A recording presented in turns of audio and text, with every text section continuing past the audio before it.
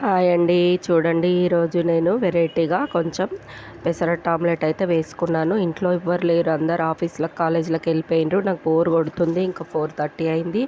Snacks ఏం చేసుకోవాలన్నట్టుగా ఆలోచిస్తుంటే సరే అని పొద్దుంది పెసరపిండి మిగిలింది ఫ్రెండ్స్.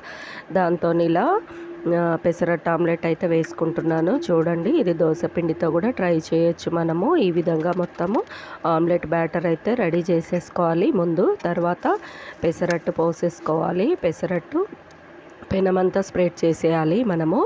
తర్వాత ఇది కాలినాక పక్కకు తీసేసుకొని అదే పెనంలో మనం బీట్ చేసి పెట్టుకున్న ఆమ్లెట్ మిశ్రమాన్ని మొత్తము పెనమంతా స్ప్రెడ్ అయ్యేలా స్ప్రెడ్ చేసుకొని, అది కాలకముందే మనం ప్రిపేర్ చేసి పెట్టుకున్న పెసరట్టును అయితే దానిపైన వేసేసి కాలాక తిరిగేసి కింద కూడా కాల్చేసి ప్లేట్లోకి తీసుకుంటే వేడి వేడి పెసరట్టు ఆమ్లెట్ అయితే రెడీ. రెసిపీ నచ్చినట్టయితే లైక్ చేసి షేర్ చేసి ఛానల్ సబ్స్క్రైబ్ చేసి